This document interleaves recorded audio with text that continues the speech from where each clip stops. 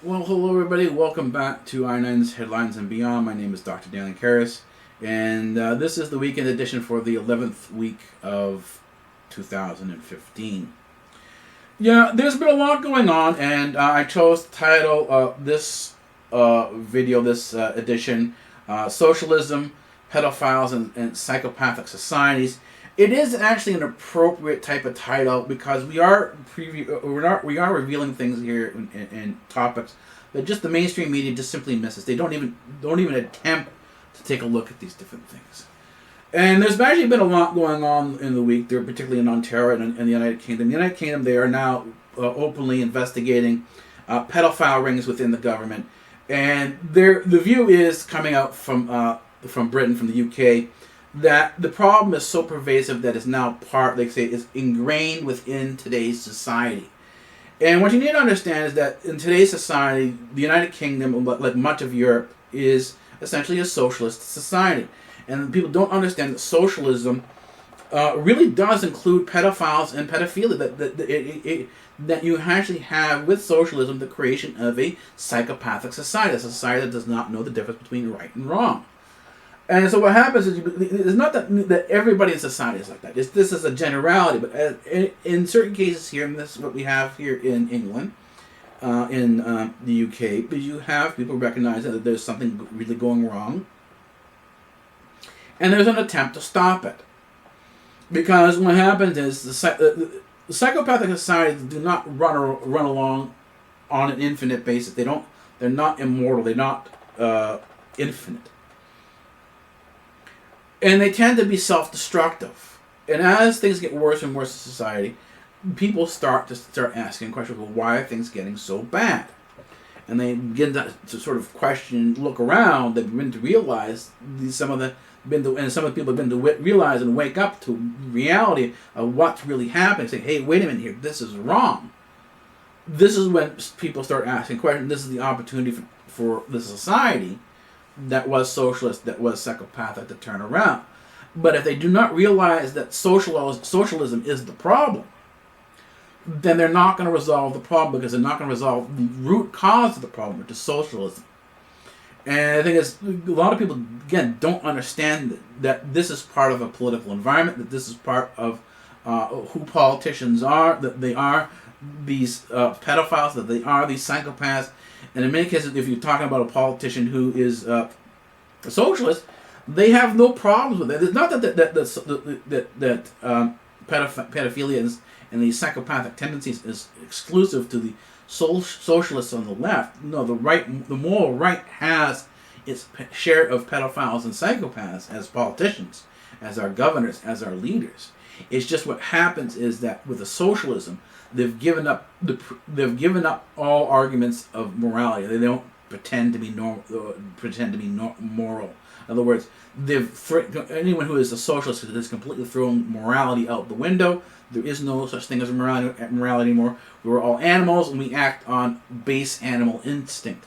So if a man rapes a woman, well, this is no longer wrong. This is no longer immoral. Why? Because the man was acting on his base instinct, and the woman should realize that this was the case. And this is actually what happens, the numbers showing in Europe as to what's happening with the sexualization of women, the sexualization of children, in terms of treating them as objects. The Open Sexual Society argued that if we opened up sexual freedom, if we were not so repressed with our Christian moral values, that therefore rapes and so on and so forth, these things should go down. This is what their argument was. But the reality is that we have history since the 1960s. What have we seen since the 1960s? We've seen the increase in Europe of the trafficking of women. There's now an epidemic problem of human trafficking of women for sexual purposes. This includes children. So instead of the numbers of sexual slaves who are forced into prostitution, who are forced into these abusive situations, and we talked about the sexual abuse within whores, within prostitutes, and all these other sort of abusive environments, and sort of how people are treated as objects. And of course, feminists say they oppose these things, but yet within the span of, let's say, 40 55 years. We've gone from the identification, say, hey, women saying, hey, we want to be feminists, we want to be individuals, we want to be treated with respect.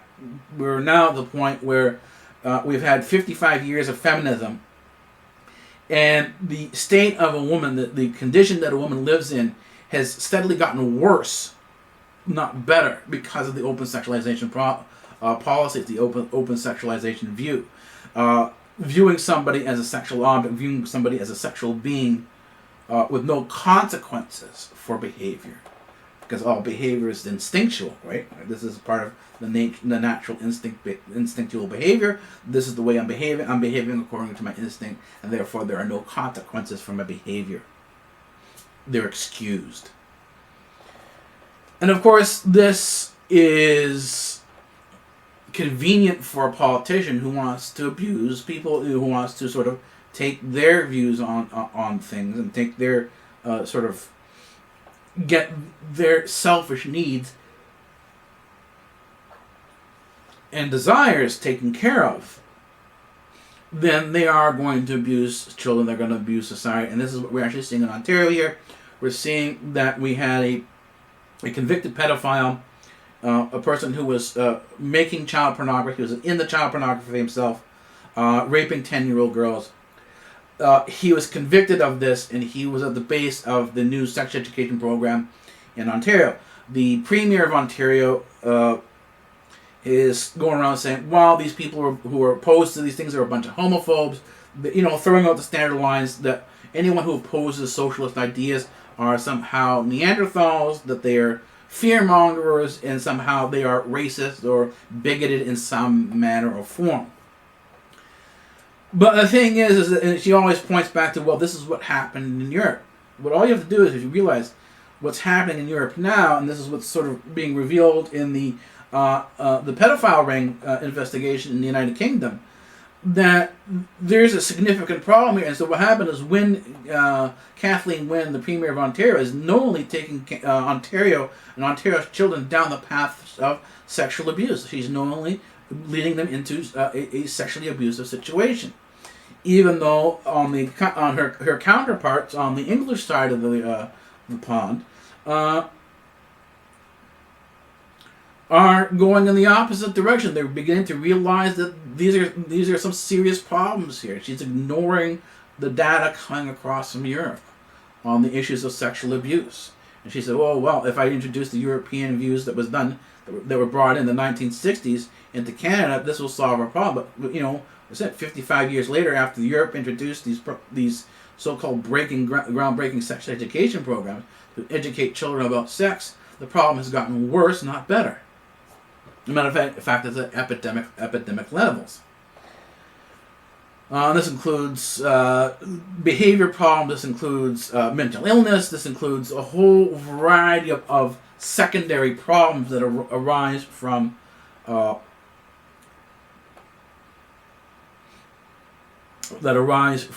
abuse, the psychology of abuse. And of course, you have in here, if you want to really take a look into this, you need to take a look at the work by Dr. Stanley Milgram, Dr. Philip Zimbardo, that leads into MK Ultra, and you have those involvements, those understandings of psychology as well, understanding of psychology as well. Sorry. And that, of course, because you're going to be looking at Dr. Philip Zimbardo and Stanley Milgram, as you talk about some of the stuff, he's going to do some of the research. No doubt you'll be coming up with the whole term of the NWO, New World Order, the Illuminati, and all these other different sort of conspiracy theories. And you need to realize that the conspiracy theories are not monolithic, that there are diverse groups of people working on different things. They are all power.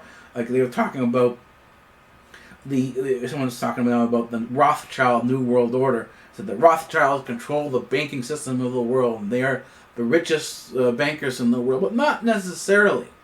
Because if you go and look at the United Kingdom, you realize that the Queen, who is not Jewish, has an enormous amount of power. Go in there and look at who else is involved there, particularly in Switzerland, you realize that the Nazis and the Nazi gold is still around. So what happens is you realize that there's not a single separate power of wealth controlling the world, but there are a variety of different economic interests, including corporations, that have interest in controlling the world. And they're not all on the same page. They're not working for the same thing. So in many cases, as much as they will work together on certain things, they're against and in competition with each other on others. So there is not the monolithic view of a new world order that the Jews are out to get us. There's a Jewish world order. There's a this world order that everybody's all together. The Masons, the Jews, they're all the same thing, you know. And there's one massive conspiracy out there to get us all. And there isn't. It's rather diverse. It's all separated, and I use the term NWO and Illuminati when we talk about these things. You need to understand that these are loose terms, that there are a variety of different groups, including a variety of different interests, and these interests form these so-called conspiracies. And the thing is, this can be seen, right? In the United, this can be actually seen well within what's going on in Ukraine, the situation where the United States is in Ukraine here. We see that the push to create war in Europe is being pushed by Senator John McCain. You see, he popped up on all these different discussions. And I said before, recently, just about a couple months ago, Hungary started making noise that it's going to do a deal, and it's going to do a deal with Russia on its nuclear power programs. It's going to start going towards Russia, not leaving the West, but sort of, hedging its bet, not putting all his eggs in one basket and saying, "Hey, I'm just simply going to be part of Europe." They started seeing Russia start to rise. They saw the economic opportunities in Russia. Said, "Hey, let's take a look at some of these economic opportunities." Well, the United States and Europe weren't happy about that, and they've started creating problems. They're now calling the president of Hungary. They're calling him a dictator. They're calling him that he's not no longer supporting the people, and there is now sort of a push to destabilize Hungary and push into the same situation that you have in Ukraine. You remember, Ukraine was at one point in time stable. Everything had stabilized. They were supposed to go in with the European Union. The European Union didn't come up with the funds, so Ukraine ended up going back with Russia, and that wasn't the United States and Europe wasn't happy about the Ukraine going back to Russia again, and of course they worked. They started creating this unrest in Ukraine, and eventually at some point in time they toppled the government. They created a coup. And of course, now have this sort of new government in there, this sort of new president, and people don't realize that it was the United States that caused the coup in Ukraine that installed the new president. Now, this new president literally was put in there by the United States. He's a puppet president. He's a puppet of the United States. He's a puppet of Europe. He is not independent Ukrainian, even though they present him as such. And it's the United States and Europe that sort of created them. They were the aggressors. They're conveniently turning this whole thing around now and saying that it's Russia that's the problem. Russia created the problem. And it says we're referring to Hungary. This is one of the comments that was out of some of the news sources that I brought in. Hungary is on the verge of ceding its sovereignty to a neo-fascist dictator, getting into bed with Vladimir Putin. We're going to send the producer of The Bold and Beautiful as an ambassador. In other words, this is from Senator John McCain's speech to Congress. He's talking about Putin as a dictatorship. He's talking about now the president of Hungary as a dictator now. He's no longer saying this guy is democratically elected, and now this is the argument now for regime change. What Senator John McCain is doing right now, what's happening in Washington is that the Americans are setting the stage for regime change in Hungary, just the way they set the stage for regime change within Ukraine. This is the exact same mechanism that is going on. And of course, you can see here is that you have this brinksmanship, the United States is involved in this brinksmanship, trying to create more unrest in Europe, just the way they did in the rest of the Middle East. They're doing now the same thing in Europe, creating a lot of tensions in Europe, and you're having a lot of research, sort of these research groups, these security groups, who have these conferences on world and global safety, saying, "Hey, wait a minute here! You're creating a very dangerous situation here because the nuclear weapons are still in their silos, but you think that the safety mechanisms that were there during the Cold War to prevent a nuclear war are no longer there." So in other words, the nuclear weapons are still there. The safety mechanisms to prevent a nuclear war are no longer there. But here you have the United States people, Senator John McCain, playing this brinksmanship and pushing us into a potential situation where we are looking at a nuclear war. In other words, they're playing the brinksmanship of nuclear war without the safeguards that they had during the Cold War. And that is a very dangerous situation. It's not just this one sort of security group in Munich at this conference that stated this, but now more groups are coming up and saying, including the Israeli Mossad, are coming and say, "Hey, you're destabilizing the situation here." And people are, various different security groups are becoming more and more alarmed.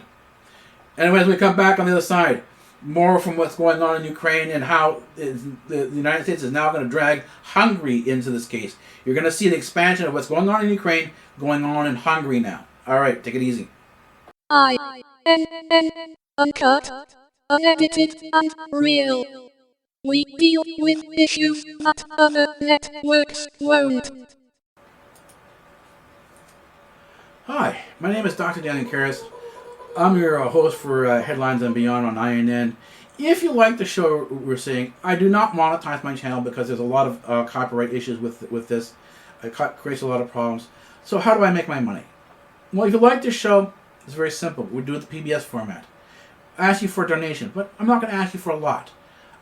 Or, well, all you have to do is, if you have $1 or $2 in your pocket, take it out, put it in an envelope. I'll give you the address. It will be in the description of my channel. Go to the channel description, go to About, and you'll see the address to send the $1 or $2 that you send. All I'm asking for $1 or $2. If you got $1 or $2 in your pocket, stick it in an envelope.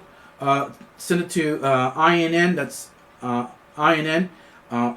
The address is 87 Telson Road. It's 87 Telson, Telson Road. That's in Markham, Ontario. Postal code is L3R184. And I thank you for your support. Alrighty. iNN, provoke, inform, and change. We deal with issues that other networks won't. Welcome back to the other side of our break. Yeah. We're talking about how the United States is actually starting to push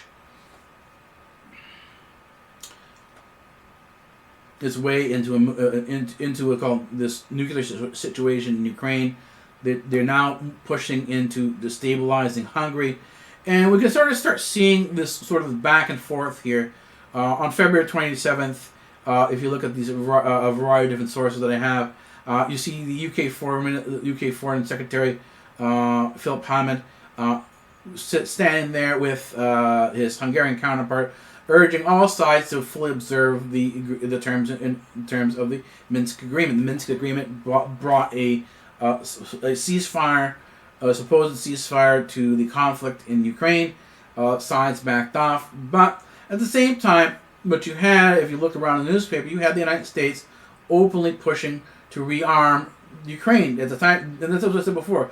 Every time there's been a ceasefire, every time there's been a truce, the United States has taken this opportunity to increase its military influence in there. In other words, the truces are being used by the United States to rearm the Ukrainian army, to rearm Ukraine, and send them back in to resolve the problem, their problem. In other words, they want to take over all of Ukraine. They want to push all the Russians out of Ukraine. They want to ethnically cleanse Ukraine and make it a European state, getting rid of the Slavs. Again, you need to understand this is a Nazi rhetoric. You need to understand that there are Nazis involved on the Ukrainian side, and that a large chunk of what's going on is what actually happened in World War II. These are Nazi policies. These are Nazi ideals that are going on, and they're being pushed forward by the American-led NATO.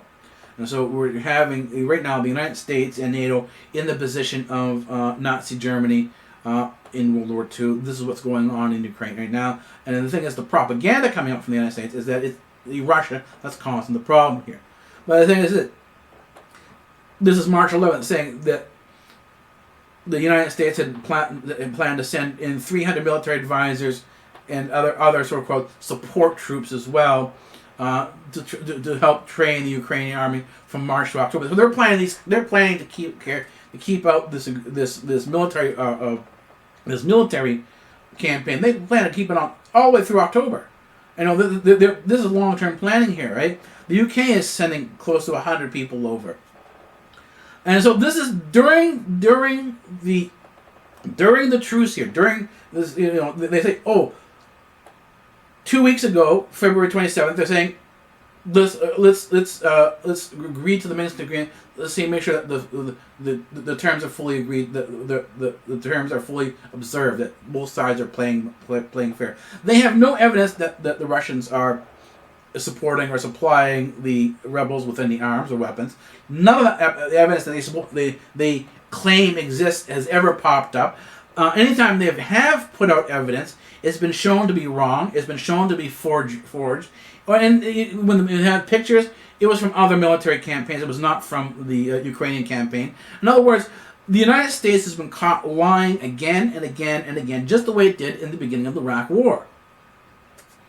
You know, they claim, those weapons of mass destruction in there. Here's the satellite pictures, and they show you an interpretation of what's actually there. You know, you can't see anything there, but they give you the interpretation. They have a military expert explaining how these are all, you know, dangerous military weapons and how they know that this is the case, and then that you need to believe them.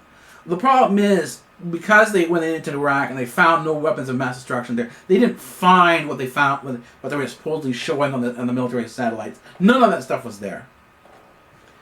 And then now they expect us to buy the same thing. They have these military satellite photographs of this so-called weapons that need to be taken care of. That Russia's sending in weapons. And the thing is, no one trusts this stuff anymore because they've lied so often, and they've been caught lying so often that you can't believe them anymore. There is no more trust there.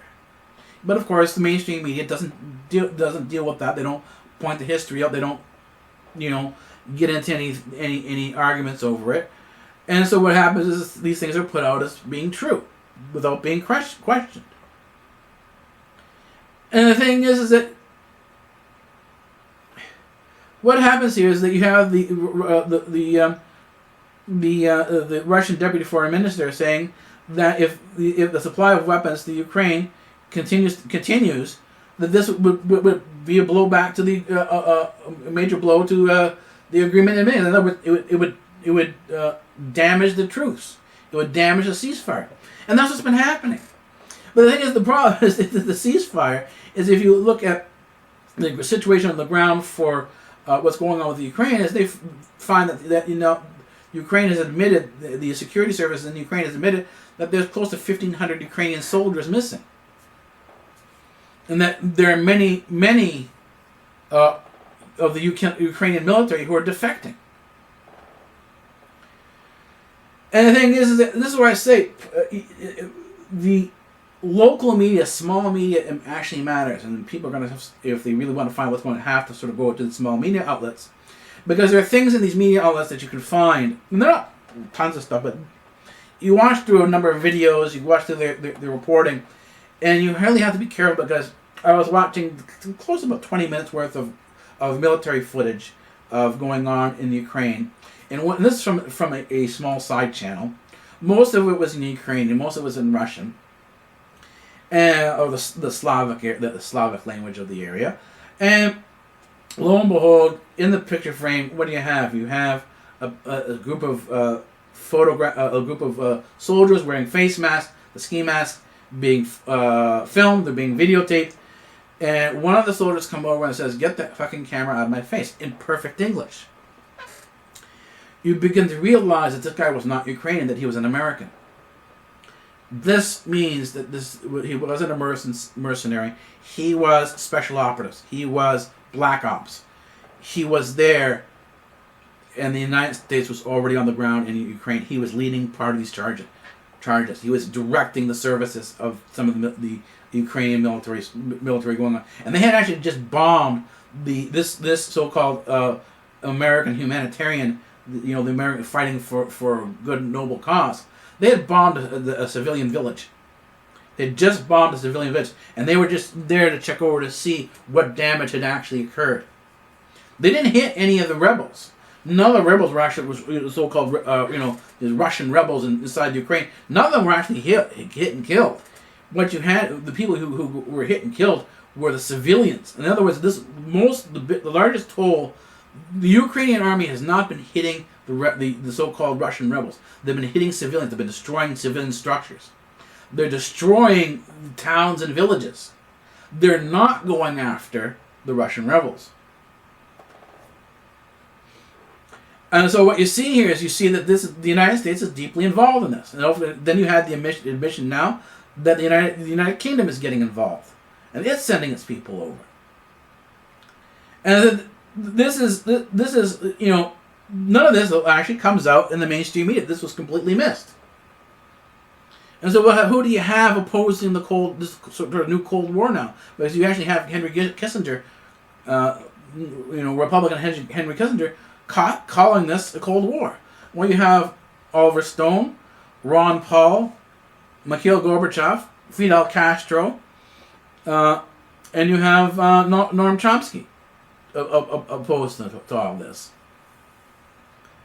And the thing is that you have, in many cases here, you have the same situation now, the same destabilization that's going on in the Ukraine, the same steps that led to this Ukrainian conflict is now playing itself out in Hungary. And I said it was a thing because I saw Hungary had popped up and said it was doing so and so. It was dealing a deal with Russia, and I could say, "Oh, they're going to end up just like Ukraine."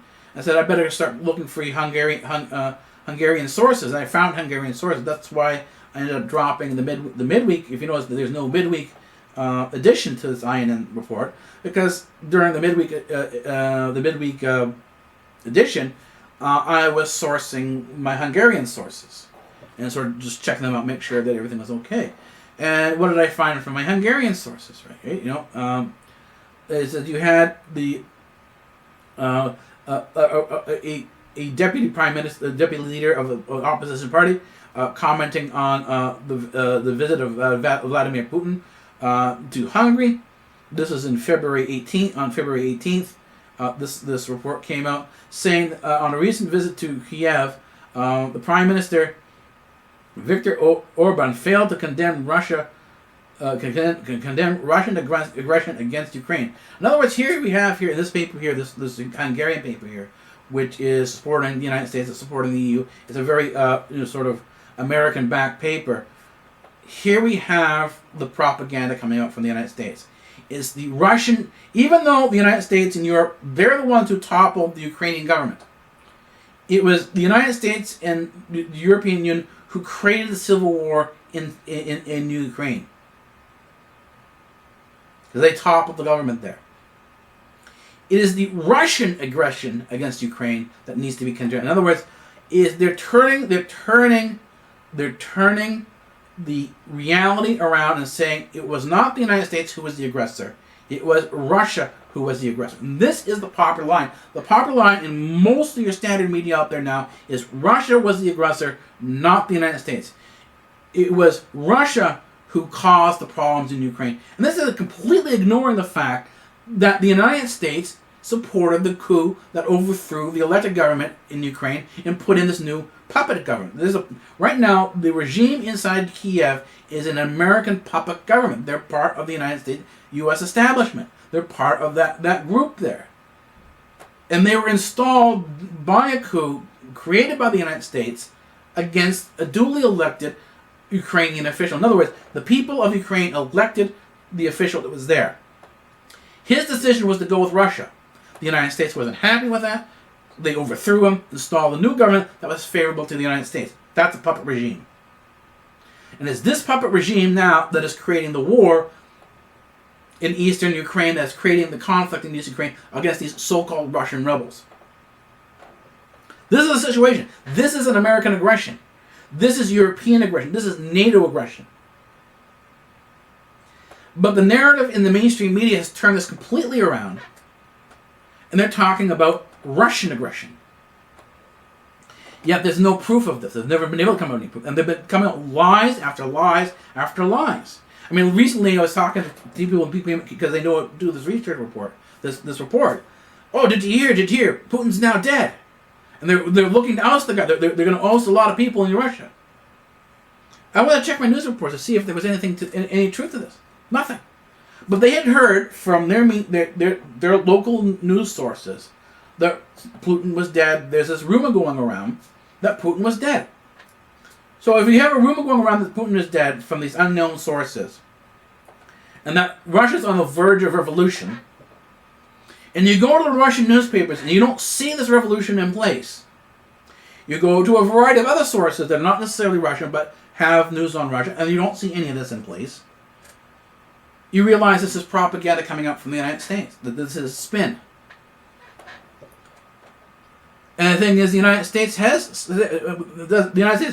said and stated, because this is what I got approval for, that it comes out and says that we are increasing our anti-propaganda budget. Well, what does that mean? They're going to come up with lies to counter what they consider to be propaganda. So this is what we see here. You see these different reports coming out. You see these different, Putin is dead, that the revolution in Russia going on, and so on and so forth. And you end up with a lot of lies coming out, and they call this, of course, anti-propaganda. But at the same time, they consider their coup in Ukraine against the duly elected president of Ukraine, replacing him with a public government that is favorable to the United States. They consider that Russian aggression. In other words, Canada's prime minister becomes unfavorable to the United States. Justin Trudeau is favorable to the United States. The United States comes in, overthrows the duly elected government of Canada, that's Harper, and puts in and installs Justin Trudeau. And then turns around and says, this is Russian aggression. That it's Russia who's to blame for this. That the United States is not to blame for this. So the United States creates the coup and then blames somebody else for the aggression. This is what, this is how the United States views propaganda or anti-propaganda. And so you can see there the United States really has a way of sort of couching all of this in a sort of a term that turns everything around and ends up pushing everything back on the victim. So the victim becomes the aggressor. The victim becomes the problem, not the aggressor. Anyway, when we come back on the other side, we will continue on with this. We're going to get into some of the evils that are going on. We'll talk more about ISIS. We'll talk about what's happening to some of the so-called illegal immigration in Europe. And this will be really eye-opening in terms of understanding what's actually going on in foreign policy, particularly with the United States and the European Union. Anyways, when we come back on the other side.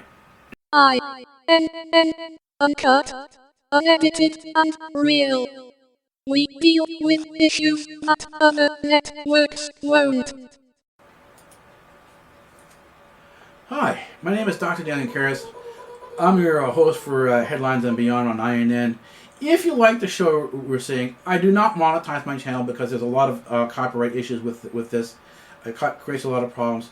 So how do I make my money? Well, if you like this show, it's very simple. We do it the PBS format.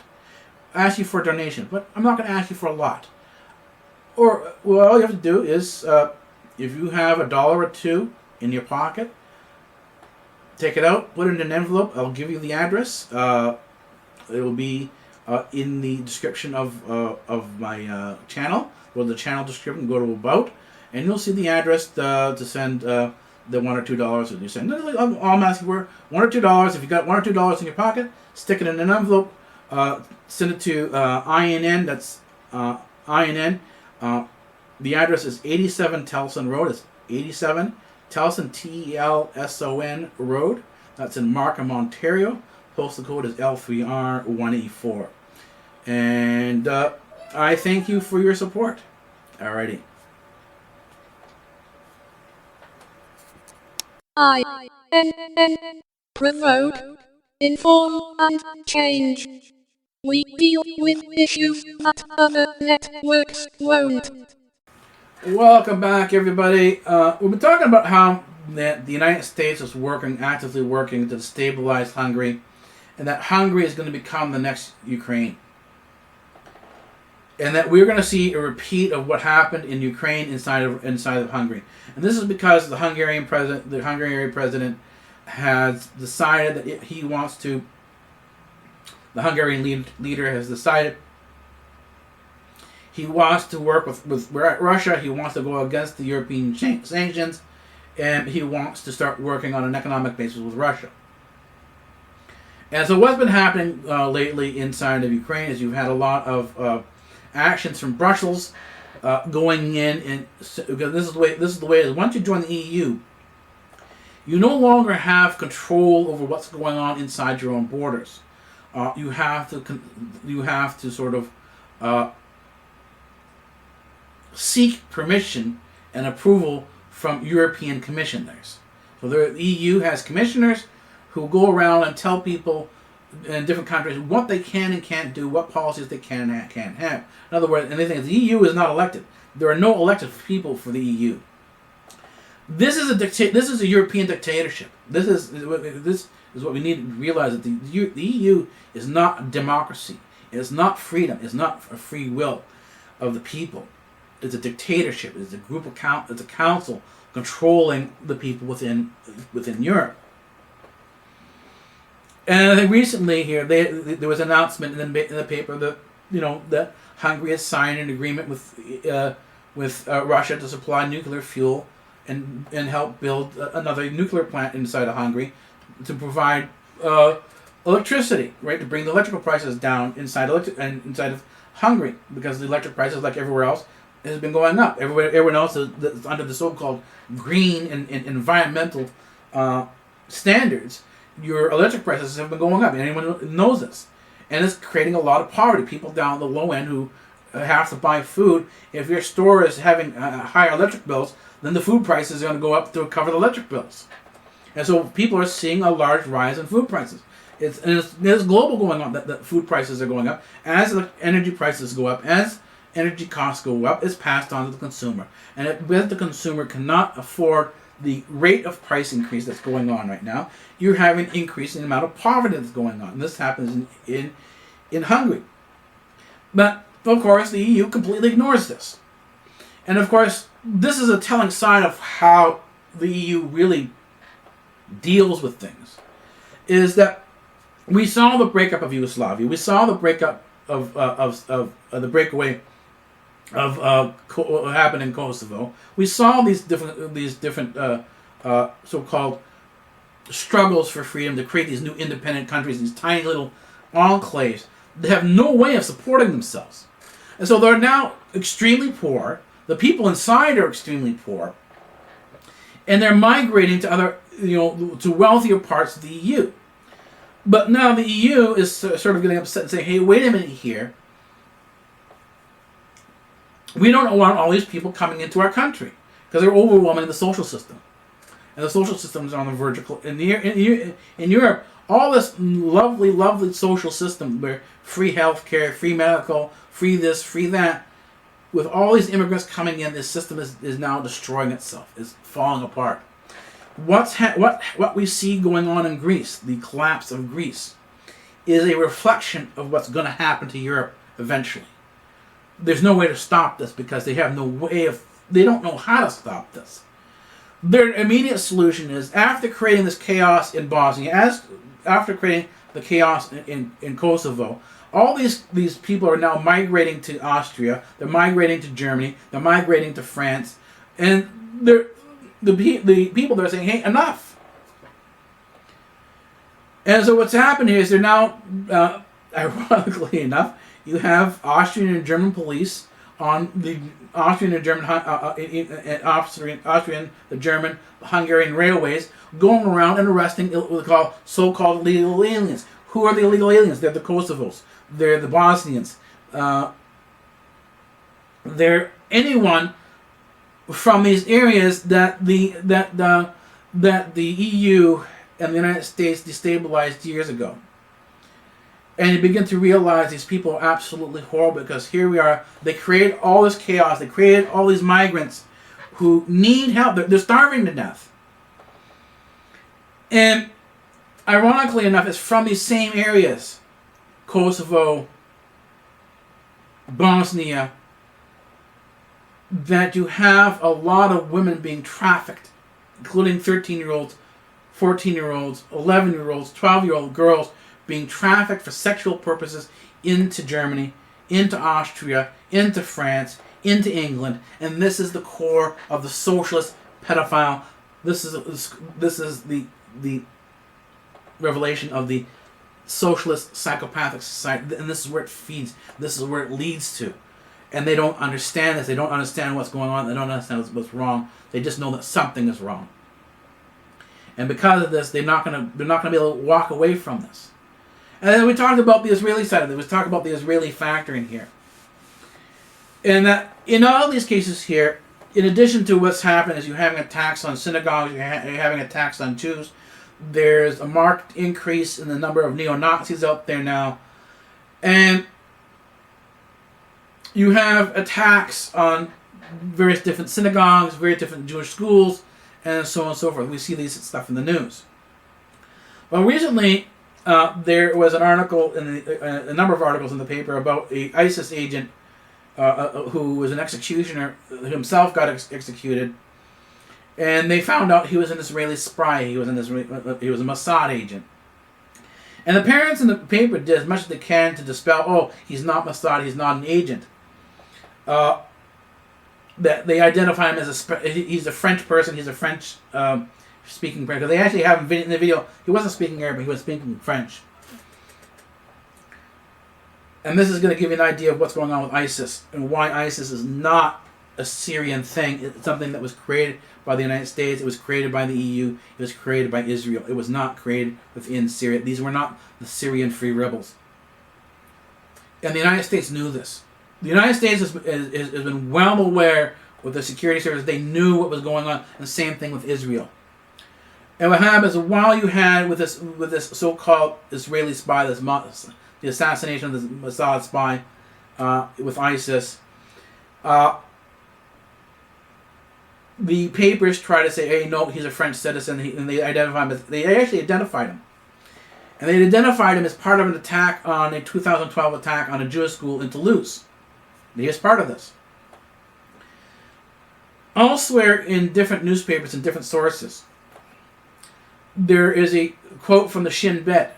This is the Israeli Secret Service. This is the Israeli Security Service. That Mohammed left Israel on October 24th of his own initiative. In other words, they knew who he was. Following up on this and looking for see if there were records for this so-called Mossad spy, to see if he really was a Mossad spy, turns up military records, recruitment records from Israel. So he was indeed an Israeli spy. He was indeed working for Mossad. Even at the time when he was performing, even when he was working, doing the attacks on the Jewish schools in France, he was a Mossad spy. And this is what I said before earlier. We got to look at the motive here. Why would a Mossad spy attack a Jewish school? Why would they create all this destabilization in Europe? Well, Israel has a problem right now. Same thing with this following the election with Benjamin Netanyahu. It has a major problem. A lot of Jews are leaving Israel. And Netanyahu, in order to save Israel, needs to change the flow of immigrants. He needs to change the flow of people going from Israel back to Europe. He needs to reverse it and have people going from Europe to Israel. How do you do that? You destabilize all of Europe. You destabilize the Middle East. And so what you see here is you see the creation of ISIS. You see the destabilization of Europe. Why? Because he needs the Jews to return to Israel. If it doesn't do that, Israel's finished. But the thing is his tactics are in such a manner that he's being called out by his own Mossad. His own Mossad have turned against him now, and realizing there's enough people realizing that it's Netanyahu who's going to destroy Israel. Israel's not going to be destroyed by its so-called enemies on the outside. Israel's going to be destroyed from the inside. This is actually, if you follow the Israeli news, you follow the Israeli going on, you know that's why that's the rabbi, the mystical rabbi who recently passed away. And this is why Ariel Sharon was kept alive for so long. He had prophesied that Israel would destroy itself. And the thing is, a lot of people now are starting to see it. Hey, this is really true. Israel's going to destroy itself. They saw this with the Benjamin Netanyahu's attempt to bring in the Jewish nation-state law. The problem with the Jewish nation-state law is that every Jewish group, if you know Brooklyn at all, and you don't understand the Jewish areas in Brooklyn, what a Jew is defined by individual schools. There are schools of different Jews, different sects or segments of Jewish society. Each segment of Jewish society, every sect of Jewish society, has its own definition of what a Jew is. Every rabbi, according to the Talmud, is allowed to interpret the Torah in a variety of different ways. In other words, is not one interpretation of the Torah that is standard. There are a variety of interpretations of the Torah as standard. This is made clear in the Talmud. So every rabbi who understands the Talmud is teaching the Talmud will have his own standard as to what a Jew is. And you'll see on the Sabbath, they'll block off streets, and anyone who is not within the defined area of Judaism, as defined that by that particular school or that particular street, you're not allowed on that street. They block off the street. They actually fence off the street. So there's another Jew from another neighborhood coming over. He's not part of that neighborhood. He's not part of that sect. He's not part of that school. He's not allowed in because he's not properly defined by the school of that area as a Jew. Bring this into Israel as a law, and that's a reference. That Jewish nation-state law is a recipe for a civil war inside Israel. And this is what a lot of Israelis are afraid of, and they realize that what Netanyahu is going to do is he's going to end up destroying Israel in the process. But this is typical. This form of self-destruction is typical of all New World Orders. You can look at any New World Order. Look at Hitler. Look at the Nazis. Look at Stalin. Look at the communists. You don't look at the communists within, say, the Khmer Rouge. Look at in Cambodia, completely different from the Russians. All of them were self-destructive. In the Soviet Union, you had millions dying, starving to death because they couldn't feed themselves. That was in the Ukraine. All those people who starved to death in the Soviet Union were in the Ukraine. Millions starved to death in the Ukraine. Same thing happened in Cambodia. Cambodia had its so-called killing fields. Not really so-called, but the thing is, they were there, but they were unbelievable. They were literally fields, rice paddies, covered with bleached bones because of the number of the people who have died under the communist rule there. And so that society, the communist society, the Khmer Rouge, inside Cambodia, destroyed itself. And this self-destruction can be seen throughout the so-called New World Orders of the New World Orders, as I said before, are socialist constructions. That they are fundamentally psychopathic. That socialism creates a psychopathic society as its New World Order. And as this psychopathic society grows, it destroys itself. It's self-destructive. And this is what we see here in Israel. We saw it in the Khmer Rouge. We saw this in Russia's Soviet Union. We saw this in China. We saw the number of people dying in China under the communist rule until they started changing and becoming more democratic and becoming more open, becoming more free. So no, we see that. We see the self-destruction of the New World Order. We see the self-destructive behavior of the New World Order. We see the psychopathic behavior of the New World Order.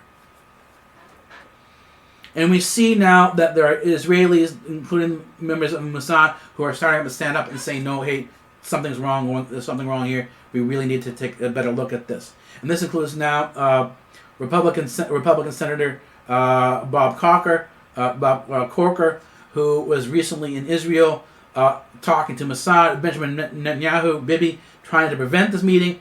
And they found out that a lot of the stuff that they were talking about Iran's nuclear weapons, Iran's nuclear capacity, this is what Bibi started talking about in 2012. It was, oh, Iran's got the bomb, he's going to bomb, Iran's going to bomb the United States. Well, this is all lies. None of the weapons that were supposedly nuclear capable, and the nuclear weapons, none of those weapons were ever there. This whole thing that Bibi came out, this whole hype about Iran inside American press, inside European and Western media that press there, was all hype. It was lies coming from Israel, coming from this AIPAC group, the American Israeli Political Affairs Committee.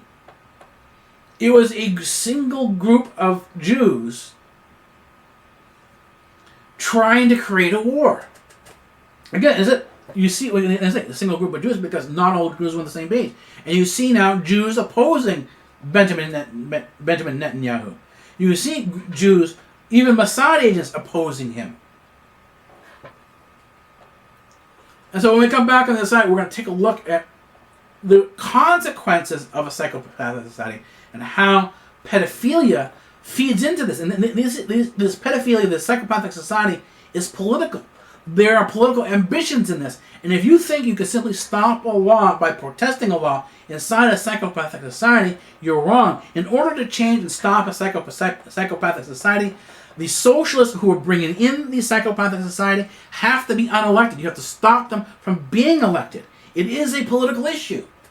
And there are parents who don't understand this. If you want to protect your children, you've got to stand up and say, we're not electing these people anymore. You've got to prevent these people, the pedophiles, from being elected in the first place. When we come back on the other side. iNN, uncut, unedited, and real. We deal with issues that other networks won't. Hi, my name is Dr. Daniel Karras. I'm your host for Headlines and Beyond on iNN. If you like the show we're seeing, I do not monetize my channel because there's a lot of copyright issues with this. It creates a lot of problems. So how do I make my money? Well, if you like this show, it's very simple. We do it the PBS format. I ask you for a donation, but I'm not going to ask you for a lot. Or, well, all you have to do is, if you have $1 or $2 in your pocket, take it out, put it in an envelope. I'll give you the address. It will be in the description of my channel. Go to the channel description, go to About, and you'll see the address to send the $1 or $2 that you send. All I'm asking for $1 or $2. If you got $1 or $2 in your pocket, stick it in an envelope. Send it to iNN. That's iNN. The address is 87 Telson Road. It's 87 Telson, Telson Road. That's in Markham, Ontario. Postal code is L3R184. And I thank you for your support. Alrighty. iNN, provoke, inform, and change. We deal with issues that other networks won't. Welcome back, everybody, to the other side of our break. As I said before, socialism creates a psychopathic society. And it's not simply a matter of stopping individual laws. The creation of the psychopathic society is part of the socialist understanding, it's part of the socialist philosophy. And when you elect a socialist, a person that's aligned with these parties, like the Liberals, the NDP, and the Democrats, they're going to work to bring in a psychopathic society. And they think the psychopathic society, the psychopath does not understand what they're doing is wrong. They view this, what they're doing is okay. They don't see that it's wrong. And so what happens, they're not going to see the sexualization of a child as a problem. They're going to view the child as a sexual being, and they need to teach this person how to be a sexual being, to be sexual. And this is actually what's going on in the schools, that you have these socialists in the schools creating sexual beings out of children. Because that's what they believe. They believe in these sexual beings. That we are these base animals. We follow all these base instincts. and that in order for these children to become so-called these sexual beings, to be sexual animals, that they had to be taught to be sexual animals. And of course, a lot of these things are led by pedophiles. You know, these ideologies, and we see this with Benjamin Levin. Benjamin Levin, who was a pedophile, who believes in the sexualization of children. You know, he had no problem raping children on camera, even though they were screaming and crying. He said, "Don't worry, they'll get better afterwards. You know, they'll get over it." And so he was, in other words, this is a person where you had, if you saw a 10-year-old girl, let's use this for cuteness sake, you saw a 10-year-old girl crying, or any child crying, most people would say they would feel sorry for the girl, that they feel bad and try to make her feel better. No one would go and beat her up and make her cry. No one would go and rape her to make her cry. Of these particular group, but Benjamin Levin and the people who are sexual pedophiles, like we see in what we're seeing now in England, believe that this is what's supposed to happen. That this is okay. In other words, well, the average person will stop the person from crying, help the person, be sorry for them, and help them stop crying by not brutalizing them in the first place. The pedophile, the psychopath, will brutalize the person in the first place. They will create that pain. They will create that crime. They will create that. And it doesn't matter if the person's a child or not. The issue of the person being a child is not an issue to the pedophile. It's not an issue to the psychopath.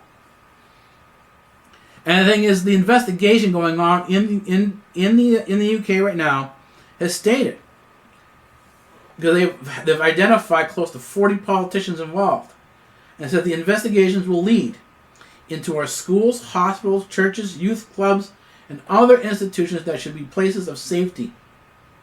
In other words, they're realizing and exposing that the UK's experimentation with socialism has failed. This is the production of socialism. This is the consequence of socialism.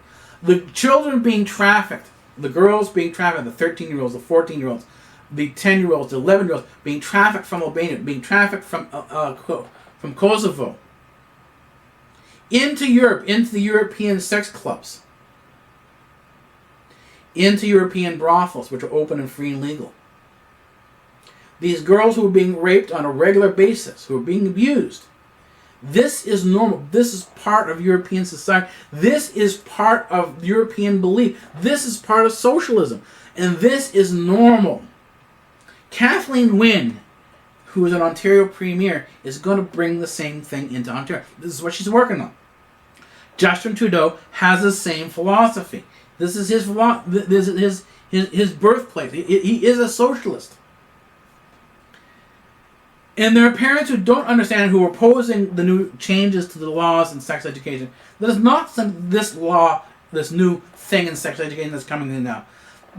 It's there already. Matter of fact, in the recent protests, it was revealed that, a woman on camera had revealed, she said, I came home one day, my child had been withdrawn, he wasn't talking to anybody, and when they finally got the kid to talk, they revealed that he had already been taught some pretty heavy sexual stuff. He had been sexualized. That's not given this thing. He had been sexualized by one of the teachers. And this is what it is. These sex education program brings and has the teacher sexualize children. And it's known to cause withdrawal. It's known to cause depression. It's known to cause moodiness in children. This is a sign of abuse. And we see this in children again and again and again. We see an increase in the number of people smoking marijuana. We see the number of people who are smoking pot, who are getting high. The number of people getting high, the number of kids getting high on the variety of different avenues, let's say here. Let's not make this about pot or one particular avenue of getting high. The total sum of getting high, the total area, that whole range of options, the spectrum of getting high, is increasing. The number of kids when they finish school between the ages of 19 and 25 who are becoming dysfunctional because of anxiety is going up. The number of homeless kids on the street is going up. The number of girls cutting themselves, the number of cutters are going up. In every case where you see a girl cutting themselves, almost 95% of the time when you see a girl is cutting herself, there's sexuality involved. And no one seems to understand, to connect that, hey, this is sexual abuse. This is not normal. This is not what's supposed to be happening. And if we want to protect these kids, if we want to help them resolve the problems, then the sexuality has to be removed. But if you have people and teachers in there, and you have policymakers, the politicians, saying that this is normal, this is the way sexual beings are supposed to be, and this is what you have in socialism, this is what you have with the psychopathic society created by socialism, then you're not going to be able to do that. In order to get rid of the pedophilia in the school, in order to get rid of the psychopathic society, you have to get rid of the policymakers. They have to get rid of the politicians who believe this. And this means unelecting them, preventing them from getting elected in the first place. You do this by creating political blocks, getting together all the parents who believe that their children should not be sexualized, and saying, who is the politician, which politician is going to support the children? Which politician does not believe in the socialist, psychopathic society?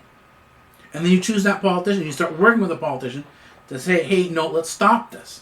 The politician is not going to be perfect. It's not about choosing, this guy is absolutely great. It's not about the personality. It's about who you can work with. Choose the politician that you can work with. It has already been proven time and time again when attempts have been made to work with liberals or people from the NDP or people from the Democrat side of the party. These people cannot be worked with because they believe so strongly in the social society, in the psychopathic society, that they'll eventually ignore the political pressure. They won't feel the political pressure. If you're an activist and you want to help poverty, and you elect a socialist government, you elect a Democrat or so on and so forth, who's saying, oh, we're going to be here for the impoverished, we're going to help the poor out more. And they create an agency that sits there and does absolutely nothing. And we've seen this. That agency is going to feel threatened every time you have a person, let's say you're an activist and you want to go set up a soup kitchen, you want to help poor people, right? This is something you believe in. In other words, you're not simply talking about saying, oh, I'm an activist and my job is simply to make people aware of poverty. If you're an activist and all you're doing is yelling and screaming, you're not actually getting involved, you're not an activist. You're a complainer. That's all you are. You're a complainer, and all you're doing is whining and complaining about something without actually doing anything about it. But if you're an activist, you're a real activist, and you really want to get involved and really start working on solving the problems, then you're not going to want an agency that's going to oppose you. In other words, you want a government that's not going to create an agency that blocks you from helping. You want a government that's not going to create an agency at all and allows you to go in and helps you to go in and solve these particular problems. But you don't get this with a liberal government. You don't get this with an NDP, and you don't get this with a Democrat, even though they say that's what they're going to do. They say they're going to do this, but they never do. They create a government agency, and the government agency blocks out all private attempts to help out. And so the poverty ends up getting worse, not better. So if you're an activist, then your choice, the people who will work with you, who allow you to do this work, are the Republicans and the Conservatives. They're consistently on an election-by-election basis, on a policy-by-policy basis, it is easier to work with a Republican and a Conservative than it is to work with a liberal, an NDP or a socialist. And so, from that perspective alone, if you want to actually be effective in something, you want to stop the pedophiles who are in the school system, the way you have in the United Kingdom. You want to stop this, then you need to work with a Conservative. You need to work with a Republican. That's how you're going to get things done. You're not going to get things done with a liberal. You're not going to get them done with a Democrat. You're not going to get them done with an NDP member. You're not going to get them done with a socialist. If they're talking social left, they're talking about social justice, they're talking about creating agencies to help out poverty. These people are not going to be there to help these people at all. This is how they create their jobs. These people are there to live and suck the lifeblood out of the poor people. And they're going to create a psychopathic society. They're going to create a society that believes that we're animals, that we act on animal instinct, that we have instinctual behavior, that rape is an instinctual behavior, and that these things are okay. And this is what we're actually seeing here. This is what a pedophile is. This is why Benjamin Levin, who is a social left person, he is a leftist, he is a socialist, believes that he did nothing wrong when he was raping 10-year-old girls on film, even though they were crying, even though they were screaming. He did not believe he was doing anything wrong. He thought he was doing good. He did this to his daughter. He was training his daughters. He was teaching his daughters sexual means so that he could have sex with his granddaughters. This is a sex education program that has been brought into Europe. This is a sex education program that has been being brought into Ontario. It is not enough to oppose the sex education program or the law, the single law. These people need to be unelected. They need to be blocked from government. They need to be removed from government. And this is political action. Journalism is not simply about reporting on something. It's about making change. It's observational psychology. And it's also changing the world, making the place a better place. And so we are getting involved. It's not simply enough that we see all the other news outlets are involved. They've already chosen that. They've chosen the left side. Most of the media has chosen to ignore this whole issue of pedophilia. We talk about. I mean, they just actually they were having these sort of protests now on this women's issue in Canada, and you've had these protests before on women's issues in Canada. Yet this whole pedophile issue was completely swept under the rug. Tell me how, if you're on the left here, if you're a person who's on the left, and you're a feminist, tell me how Benjamin Levin raping a 10-year-old girl, crying on camera, how this isn't a feminist issue. Please explain this to me. Because the silence I hear from the feminists on this whole Benjamin Levin issue is completely telling. This is the same silence we heard from the feminists we heard from we saw it with Monica Lewinsky on any Democrat scandal, involving sexual abuse, what I call sexual abuse, because unless the person is really there of their own free will, if the other person is drunk and they have a drug addiction problem, they're a victim of sexual abuse. If the girl you're with is drunk, high, and has problems of staying sober, and that's when you're having sex with her, then you're a sexual abuser. You're abusing that person. That is not consensual sex. Consensual sex with a person who is drunk and high, who has emotional problems, is not consent. It's abuse. Period. Yet none of these issues have been brought up by feminists. Not with Eliot Spitzer, who was former governor of New York State. When he was revealing, no protests on there. There were almost no protests when the head of IMF, former IMF, was caught raping a hotel maid. Now he's been revealed that he's been involved in sex parties, just along the lines that you had with Italian Premier Berlusconi. He had the same issue. The head of the Italian government, I think it was Prime Minister Berlusconi. He had the same problem. Same revelations. And the thing is that these people have to be unelected. And again, the feminist groups, these so-called, activist groups, are saying nothing. This tells you exactly what they're about. Anyways, that's it for today. I will see you for headlines and beyond on our next edition. That will be our midweek edition. We'll be starting to come back hopefully on a more regular basis, assuming nothing pops up. But at the same time, if you want to join us on a more regular basis, we've got something new coming up now. It's called Twit Lines. These will be 30-second tweets, 30-second videos tweeted out based on different headline news that is tweeted out itself. And we will produce a commentary on 30-second commentary, and you can sort of follow that way and sort of keep up with what's going on on the headlines. Here we will do more in-depth analysis. Alrighty, see ya.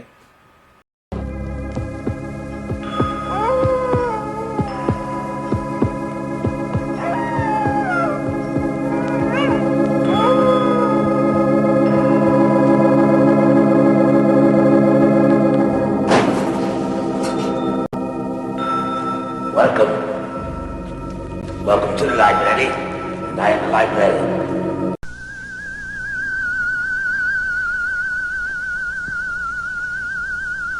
I am the professor. And professor of what?